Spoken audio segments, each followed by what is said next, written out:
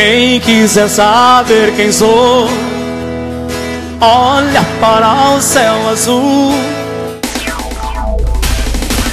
E hoje estamos com o fundador da cidade de Chapadão do Sul, que inclusive comemora hoje 25 anos de existência, o seu Júlio Alves Martins. Ele que vai contar um pouquinho da história, ele que vai falar como que foi para desbravar esse rincão aqui no Mato Grosso do Sul. Seu Júlio, o senhor que chegou há 25 anos atrás, e hoje Chapadão do Sul se destaca como uma das melhores cidades do estado, e não por que dizer do Brasil. Como que foi quando o senhor chegou aqui? Sim, já passou de 40 anos que eu estou aqui nessa planície, nesse Chapadão, que antigamente o nome era Chapadão dos Bugre, depois passou a chamar-se Chapadão do Pouso Frio, porque, por acaso, este município é o município de maior altitude ao nível do mar de todo o estado de Mato Grosso do Sul. Tomem conhecimento. Então, aonde eu aterrissei é a posição mais alta do estado de Mato Grosso do Sul. E fazem mais de 40 anos que eu já fiz uma revista para explicar aos que vieram morar depois, as pessoas, mandei fazer umas 10 mil revistas para cada 4 anos entregar um pouco para o novo prefeito, para os novos vereadores, para os novos professores, que hoje começou-se do zero este município, que eu trouxe o primeiro plantador do Rio Grande do Sul, que eu consegui botar na cabeça dele para me comprar essa área de 25 mil hectares, ou seja, 10 quilômetros por 25 quilômetros de comprimento. E ele me comprou, então veio um sobrinho dele, gerente do Banco do Brasil de Santo Augusto, advogado, veio olhar as terras que eu ofereci. E daí ele fechou o negócio para o tio dele, que era prefeito da cidade de Santo Augusto, José Vicente Silva, e nós chamava ele de Tio Zeca. Tio Zeca Silva. Então, ele comprou, e no dia 11 de maio de 1972, porque eu cheguei no Pouso Frio, na cabeceira do rio Aporé, aí na frente, a 40 quilômetros daqui, eu cheguei no dia 21 de abril de 1972, o dia de Tiradentes. Por coincidência, porque o gerente teria que aproveitar um feriadão para ele não faltar lá no banco, como gerente do Banco do Brasil. Então, fechou o negócio, o seu Zeca veio no dia 11 de maio ver a compra. E daí sobrevoamos a região, a fazenda dele, 10 quilômetros por 25, e tinha uma clareira na beira do rio Aporé, divisa de Mato Grosso com Goiás, que ele fazia divisa de terra. E ele insistiu que eu descesse naquela clareira, ele não entendia muito bem de avião, e eu meio metido, desci. E depois que eu desci, eu vi que não dava mais para decolar, porque era muita capoeira, sujeira, arvorezinhas pequenas, e que não daria para embalar o avião e fazer velocidade suficiente para decolar. Aí eu combinei, comemos um churrasco lá, era antes do almoço, levamos carne, pão, assemos um espeto na beira do rio Aporé, na divisa com Goiás. E daí eu vim até a rodovia, arrumei um carro para ir buscar eles lá. O comprador e o meu companheiro, o seu Henrique Portofranzen, que também era funcionário antigamente do Banco do Brasil, e então era meu companheiro para vender as primeiras fazendas. Depois deixei ele meio ricão ganhou bastante comissão, que nem eu, e daí ele comprou o avião e também seguiu o negócio. E ficou meu vizinho de porta. Ficamos vizinhos, ele guardava os aviões dele na minha casa também, porque era 500 metros longe uma casa da outra. Tudo bem, mandei o carro lá, e o carro foi e estragou um cubo da roda, e tiveram que pousar os homens no meio do mato, e era de tarde, e eu fiquei pousando na rodovia, no avião. No outro dia, levantei cedo, mas eu pousei, lá no Pouso Frio, tinha 2 casinhas de palha, coberta de capim, paredes de pau a pique, e daí eu fiquei lá, e daí eu me lavei lá, tomei uma água de manhã, e peguei o avião e saí atrás dos homens, não vieram me buscar, que era o prometido. Daí os homens estavam lá, os 3, o que foi buscar e os outros. Tudo bem, aí eu desci com o avião, aqui por acaso, a terra é em frente aqui à cidade, eu aterrissei na cabeceira do córrego Pasto Ruim, que depois eu vendi uma fazenda, a enorme fazenda aqui, que é a maior do município, que está com 48 mil hectares de terra, e daí botemos o nome da fazenda Campo Bom. Os homens de Mato Grosso e medidor de terra botaram córrego Pasto Ruim. Então, daí eu vi eles lá, saí na rodovia, digo, vou procurar outro carro para me ir buscar. Mas cada 2, 3 horas passaria um carro, e só carros pequenos, porque não passava nem caminhão na época, de tão intransitável que eram as estradas. Aí eu vi uma poeira que vinha vindo, e eu saí no vale desse córrego aí, e que saía sem vegetação alta, sem árvores, até a estradinha, que hoje é a BR-306, e com o cruzamento da BR-60, que sai lá do cantão do Rio Apa a Brasília, chama de BR-60. Hoje coincidiu este exato lugar que eu aterrissei, e em frente uma caminhonete que vinha fazendo pó. E aterrissei, e até eu entrei no rasante, e daí ele viu que eu insisti na pessoa dele, daí ele parou. Era um vendedor da Willys, das caminhonetes rural, Jeep, essas coisas. E o seu Algimiro Tambelli, que eu fiquei sabendo depois, eu conversando, consegui dobrar, ele ir comigo buscar os homens lá no mato.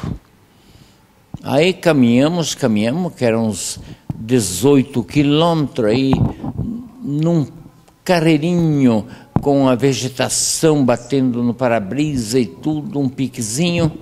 Eles, não dá mais, vamos voltar. É muito longe, vamos voltar. Digo, mas não dá, estamos perto desse lugar. Porque eu só tinha visto de avião. Tudo bem. Chegamos até lá, pegamos os homens, era o cubo, e viemos para a rodovia já, eles tinham tirado o cubo. E daí eu levei esse cubo até Cacilândia e levei até o senhor da revenda Willys, seu Algimiro Tambelli, levei junto no avião até Cacilândia, e de lá nós fomos para Bauru e logo fomos fazer o pagamento, uma parte do pagamento da fazenda, que eu estava com o verdadeiro comprador. E daí fomos para o Rio Grande do Sul. Aí eu comecei a colonização, que eles acharam muito grande a terra. Eu digo, pego para vender. Mas que vender? Sim, vendi para vocês, vendo para outros também. Sou corretor. há muitos anos. Então, me deram o documento e eu comecei a vender terra. Dali a 4 meses surgiu a ideia de eu comprar, que eu já tinha condições. As terras eram como 6, 7, 8, 10 quilos de soja por hectare. Seriam uns R$5 por hectare, praticamente o dinheiro de hoje. Então, eu resolvi também, eu já tinha ganhado comissões, tinha trocado de avião. O primeiro avião que eu vim, que está ali, a réplica, ali na BR-60 com a 306, que é estadual, deu o cruzamento ali e eu aterrissei naquele local. Coincidiu, tu vê como é que é as coisas. E então, verificando para fazer uma cidade, resolvi um mundo longe. Campo Grande, naquela época, era 950 quilômetros para ir lá. Tinha que fazer uma volta enorme por Rondonópolis, Alto Araguaia e despontar. E de avião, 300 quilômetros. Então, daqui a Campo Grande, 300 quilômetros, não tinha nem um vivente. Decolava daqui, eu ia num nível meio alto, vendo se esse motor não vai se garantir um dia, eu vou descer numa cabeceira de água, pelo menos tem água. Eu tenho bolsa de sobrevivência, que era obrigatório pela aeronáutica, de levar a bolsa. Com charque, com lona, barraca, balde e muitas coisas, inclusive arma, para matar algum animalzinho para você comer. Levava sal no avião, tudo. Obrigado. É obrigatório. Então, aí eu vejo daqui a Campo Grande, 300 quilômetros, sem ter nenhum vivente, que hoje vocês vão de avião daqui até lá, ainda não tem nem um povoadinho. Não tem nada, só tem, claro, fazendeiros que vieram comprar as terras. E surgiu a tal de braquiária, o pasto braquiária que não existia, surgiu no Brasil e aí comentavam sempre que 2 pragas que tinham invadido o Mato Grosso, que seria a braquiária e os gaúchos, que eram umas pragas, né? Que até um dos governadores, que não queria me dar apoio aqui, que depois de muitos anos de governo dele, antes de entregar o governo, ele veio falar comigo, me chamou lá em Campo Grande, na casa da minha filha, que tinha uma imobiliária lá também, coloquei ela lá. Então pedi desculpas por ter perseguido muito o meu projeto de colonização, que não daria nem cobra, nem cascavel, como é que ia me ajudar? Então eu disse, governador, vou falar para o senhor, agora que eu já fiz um projeto funcionar lá, graças a um alemão que me ajudou muito lá. E ele ficou curioso saber quem seria esse alemão. E daí eu parei um pouquinho e digo, desculpe, é o Geisel, que era o presidente da República, já que eles não acreditavam no meu trabalho, mas graças àquele origem alemão, que era nosso presidente, era um gaúcho de Bento Gonçalves. E também a gauchada do Rio Grande do Sul, que eu conheci quando era menino, amigos do meu pai, e tudo coincidiu, saiu vereador, deputado e coisa e tal, e eram ministros em Brasília. O ministro do Trabalho, Arnaldo Preto, ministro do Tribunal de Contas, Alberto Hoffmann. Então eu tenho fotografia do meu pai junto com ele, e tudo lá no Rio Grande do Sul. E daí eu fui apelar por esses ministros, porque essa grande planície do Brasil Central, o Centro-Oeste, não produzia nada e não era conhecido por nada.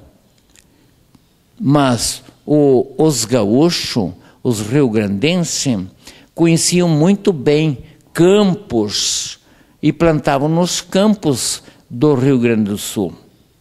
E esses gaúchos é que eu estava trazendo aqui. E daí eles deram um show. Eles sabiam qual era a correção das terras. Eu levei para fazer o pH, levei as terras até Porto Alegre. Vimos que era campo igual dos campos do Rio Grande. Apenas faltava saber uma coisa: se chovia que épocas e épocas. Claro, chovia 9 meses por ano. Então, deixe para... Aí eu levei essa notícia para o Rio Grande do Sul.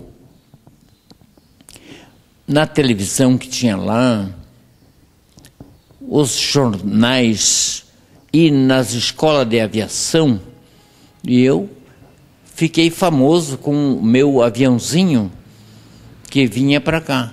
Que eu comecei com aquele aviãozinho de 4 passageiros, mas depois comprei outro, aquele era 10, 11 horas para vir, abastecendo e voando, abastecendo e voando. Aí depois, dentro de 90 dias, como eu ganhei bem, troquei por um Bonança que vinha em 4 horas, 4h15. Dali 1 ano e pouco, comprei uma fina de uma máquina, tenho até hoje, os dois eu tenho até hoje. Há 40 anos eu estou com o Bonança e há 38 anos estou com um Beech Baron, que passou a voar 2h30, 2h35.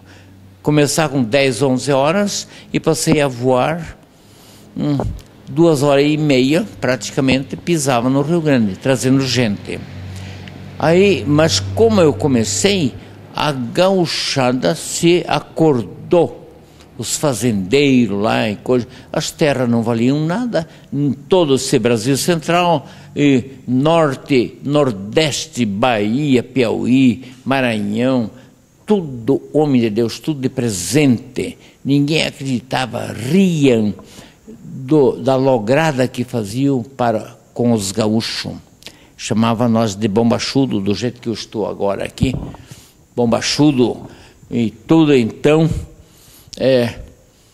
que nós éramos malevas, tudo se referindo à Revolução Farroupilha, a Revolução de 93, que houve lá no Rio Grande do Sul, claro, para independer o Rio Grande do Sul. Houve a Revolução de 10 anos com os farrapos lá, né? Com o general Bento Gonçalves, o Giuseppe Garibaldi, que foi aquele famoso italiano contratado para brigar contra a Espanha e levar a divisa até o rio Uruguai. E ficar uma república rio-grandense. E foi povoando, além da portuguesada, que nem o senhor que é franco, também é descendência portuguesa. Então, eu sou Martins de um lado, do outro lado eu sou uma mistura, até da Grécia. O meu avô de um lado é grego, do outro lado a avó é Áustria e Itália. Então, uma mistura, português com essas misturas todas. E então, eu colonizando, comecei com um avião, vejam só, em 71, 72, 73, mas 74 já despertou. Porto Alegre botou a agência de comprar avião americanos, da Cessna e outros lugares, Araçatuba, Presidente Prudente comprando muito avião. Daí, quando vimos daquele Júlio Martins, virou uma vez em 77, se reunimos, conversamos numa reunião, nós era uns 300 aviador puxando gaúchos do sul para todo esse nortão, para isso que o Mato Grosso do Norte, o nosso Mato Grosso aí, é o mais rico da federação, com essa gente plantando em quê? Nos chapadões. E o presidente Geisel, vendo que era perigoso uma invasão americana de comprar nossas terras, tudo a troco de nada, como era tempo da ditadura, então eles eram os governantes, o general Geisel, Ernesto Geisel, então me deu todo o apoio aqui e apoio para todo mundo, e aqueles ministros que eu comentei os nomes, todos conheciam da onde eu estava trazendo o sobrenome, as pessoas que estavam iniciando aqui, me deram um apoio financiar para a correção das terras, para pôr o calcário, os corretivos necessários para corrigir o campo, que era igual ao Rio Grande do Sul. Tudo bem, aí o senhor viu o tamanho do Brasil. Hoje somos o país mais produtor de grão do globo terrestre, do mundo. Então, o Brasil e causou-se isto por causa de simples aviadorzinho, que nem eu, ter começado isto.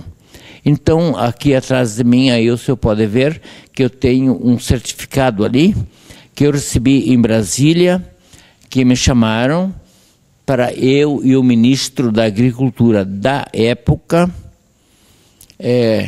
ser homenageado. Eu como patrono da criação de grãos do centro-oeste brasileiro, do centro-oeste, não do Rio Grande do Sul, mas patrono.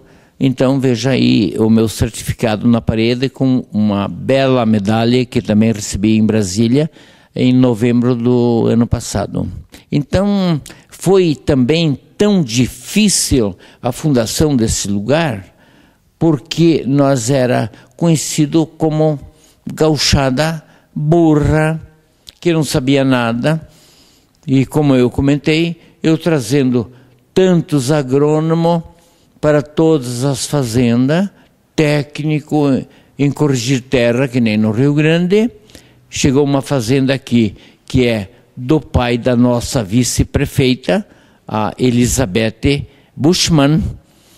Então, o pai dela me comprou no ano 1976, me comprou essa área e trouxeram 14 agrônomos que plantaram e desbravaram aí. E eu tinha autoridade, se veio o juiz e comprou a terra, os advogados, deputado, era considerado pelo povo regional, que pena, os homens moradores à beira de córregos, de rios. Então daí não tinha a cultura desse povo que eu trouxe do Rio Grande do Sul. Então chamava nós de bobão, que não teria crédito, se cuide porque eles vão lograr tudo nós, e então eles vão lograr o banco aí e vão ir embora essa gauchada. Então era assim, muito difícil, que até o governador, que eu cheguei a falar para ele, governador, naquele dia que ele veio me falar que não dava nem cascavel aqui nessas planícies do Brasil Central, eu disse, governador, eu sou o maior ladrão do Rio Grande do Sul. Eu roubo milhares de trator que vêm para cá, colhedeiras, caminhões, caminhonete e gaúchos que compram a terra, governador, e paga e produz grão para o senhor arrecadar imposto, para o senhor pagar professor, pagar polícia, fazer estrada, e o senhor não tinha se acordado até hoje, que o senhor veio me falar que agora o senhor entendeu. Esse governador é o Pedro Pedrocian, né? Sim, por acaso, É o Pedro Pedrocian. Pedro Pedrocian, porque o primeiro governador, que era do meu município lá de Juí, o doutor Ari Amorim Costa, que era de uma secretaria de obras do estado do Rio Grande do Sul, que eu fiquei conhecido dele, voei com ele, quando ele era secretário lá no Rio Grande do Sul, e depois o presidente Geisel viu que o moço era bom, trouxe para Brasília. E de Brasília, depois, quando o povo não se entendia bem no novo estado de Mato Grosso do Sul, não se entendia quem seria o presidente ou governador, então os homens não se entendia, o presidente, como também era ditadura, nomeou o nosso amigo Ari Amorim Costa. E não é que o homem era meu conhecido, do meu estado, do meu município. Aí o que aconteceu? Fui ter com ele, veio conhecer meu projeto, já trouxe ele de avião para cá, pousou na minha casa, veio umas 5 vezes visitar esse projeto durante aqueles poucos meses que ele assumiu o governo, porque era uma politicagem dos homens.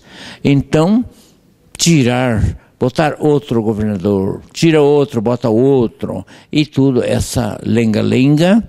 O senhor viu como é que foi difícil naqueles anos, que os senhores, como repórter, deve saber alguma coisa daquela vez. Então tiraram o nosso amigo gaúcho Arre Amorim Costa, que era uma pessoa entendida em agricultura, em administração de obras e tudo. Ele era muito conhecido em Campo Grande, que ele fez diversas obras, que era conhecido até dos taxistas. Falei muito com ele.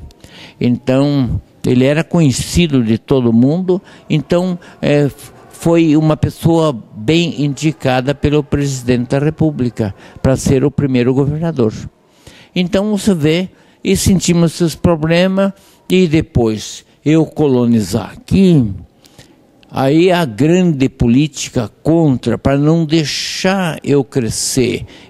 Eu não crescer um tantinho, mas trazer uma agricultura para o nosso estado. Mas eu estava fazendo uma cidade para o Brasil, para o estado, para o município, para mim também. Alguma coisa sobra para mim, porque eu fiz o loteamento, a fundação da cidade, que eu queria há tantos anos, que eu falei, quando sobrevoei para fazer a cidade, 4 meses depois que eu estava aqui, voando por aqui. Então, você vê, foi uma dificuldade. Naquela vez era muito cheio de pistolagem, matando aqui, matando lá, para acabar com os fazendeiros, ou com gente que crescesse um pouco, que nem quem fundou o município de Jales, no estado de São Paulo. Aquela pessoa que matou ele morreu há pouco tempo agora, era um advogado.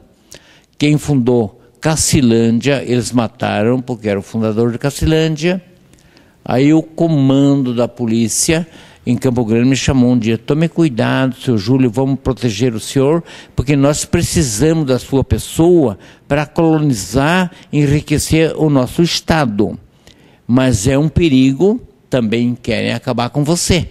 Então fique um pouco de olho. De fato, fizeram muitas atraições que chegaram até me esperar na rodovia aí e me deram descarga de chumbo grosso.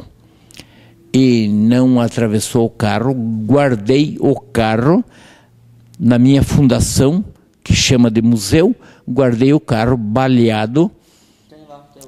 E nós sabemos quem atirou, tenho o carro para mostrar hoje. E então não queria que eu fizesse a cidade.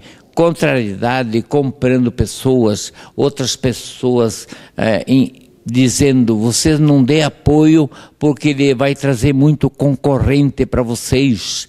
Não deixar ele produzir mais morador também, não vir mais morador, para ficar apenas a produção agrícola para servir o município mãe.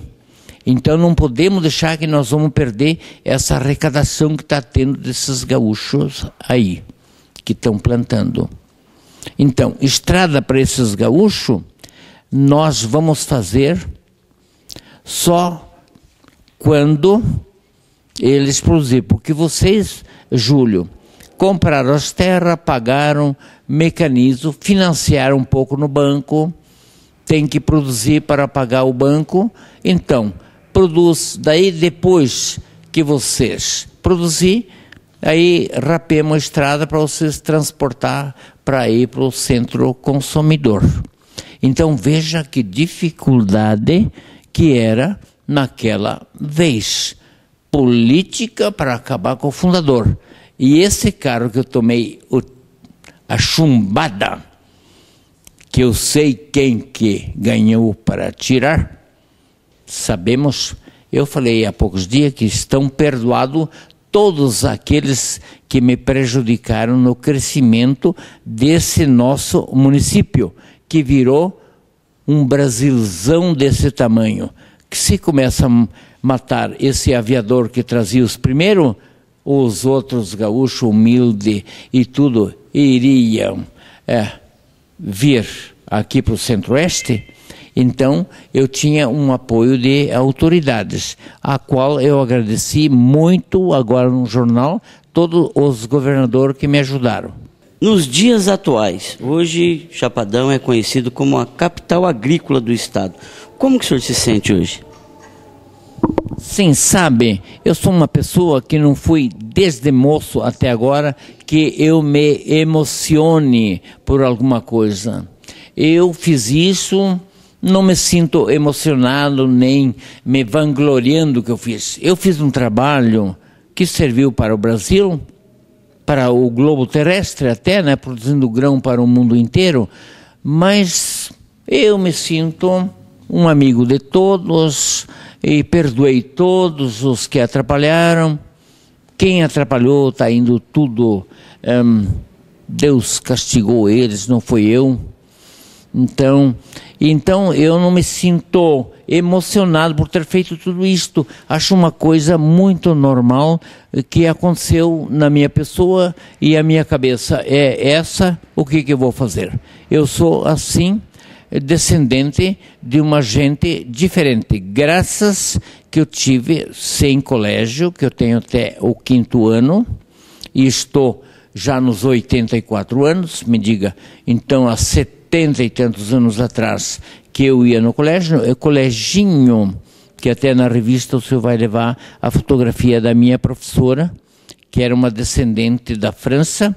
Um parente meu foi na Argentina visitar. A Argentina encontrou as meninas por lá, deu um namoro, convidou 2 irmãs, vieram morar no Brasil. E ela se tornou, esse parente, ela se tornou minha professora na minha época. E eu tenho aqui netos e tudo dela, que são professores aqui, farmacêuticos, doutores aqui, que eu trouxe netos da minha professora, mora aqui. Então eu povoei este lugar e dei uma cidade nobre, porque eu queria trazer gente de Cacilândia, Paranaíba e outros lugares. Ninguém acreditava no tal Chapadão, que não produzia nem calango. Ele chamava calango, que é um lagartinho que tem. Então não produzia nada. Como é que ia na conversa desse gaúcho vir morar aqui?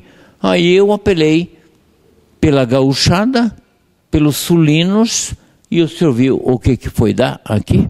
E a cultura desse povo vieram um pouquinho mais descolado do que o nosso Centro-Oeste ou Nordeste. Eu conheço esse nosso Brasil. O que o senhor perguntar, eu já fui. Desse Brasilzão, eu tenho só uma viagem de mais uns 40 dias. Eu trouxe 21 horas de filme de todas as capitais e o que falaram dos governos, como é que foi a política. Então, eu fiz uma viagem dessa. Estados Unidos já fui umas 6 ou 8 vezes, conhecer bem por lá tudo. E Europa umas 5 vezes, foi menos. Ele veio filhas e tudo para ver Estados Unidos, ver também a Europa, para nós saber de onde que viemos. Que todos nós, os senhores Franco, vieram da Europa. Europa, Portugal. Dali de Portugal para frente é Europa. Então, e nós aqui com a nossa grande miscigenação, mistura de Zé Povão, deu essa nossa mistura aí. E aqui eu não sou filiado a nenhum partido para poder eu ser irmão da cidade, ser amigo de todos, não ser mandante, não ser de um partido, daí eu tenho outros partidos contra. Então, eu fiquei irmão de todos. Isso eu comentei antes de ter o loteamento, que eu convidei uma pessoa. Eu não posso ser empregado da minha prefeitura, que eu vou fundar, nem de varredor de rua. E também para não ser que este Brasil está sujo, cheio de corruptos e subfaturamentos e manobras em cima de quem? Do produtor final, que somos nós, os produtores rural e que sustenta esse nosso país. Então você vê a dificuldade. Aí eu fiquei conhecido de Collor de Mello e eu ia trazer o presidente Figueiredo aqui, convidei o presidente Geisel para vir visitar o projeto que ele auxiliou. E daí o presidente Geisel me disse, eu estava tomando um café com ele. Eu guardei a taça de café, que ele tomou café, digo, ó, presidente, eu vou guardar essa taça para mim guardar, que eu tenho uma mania de guardar coisas. E daí diz, olha, vou lhe convidar para o senhor ver o projeto que eu inventei lá e deu certo com os seus ministros. E daí ele me respondeu uma palavra importante que eu marquei até hoje. Júlio, moro no Rio, pode me convidar que eu vou lá ver o teu projeto. Moro no Rio, tu já viu? 4, 5 milhões de habitantes, eu que me vire procurar esse homem lá, com quem que eu teria que começar. Então você veja que bonito que foi a resposta do presidente para mim, que eu falei com ele. O seu Júlio, aqui no Chapadão do Sul, em toda a região, é conhecido. O seu Júlio já tem livro escrito.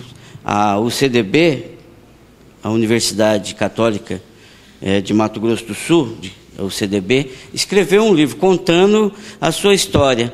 Seu Júlio, essa história que está aqui nesse livro foi escrita desde quando o senhor chegou aqui? Sim, esse livro, os padres, os reitores da Universidade Católica de Campo Grande resolveram de me entrevistar durante um tempão com pessoas para fazer um livro como foi fundado este município, o acontecimento de ter feito a colonização, o loteamento, o distrito, o município. Então, me entrevistaram. A metade eu falei minha família e alguma coisa, e a outra metade contei como cheguei no Mato Grosso a primeira vez. Muito obrigado, uma boa tarde.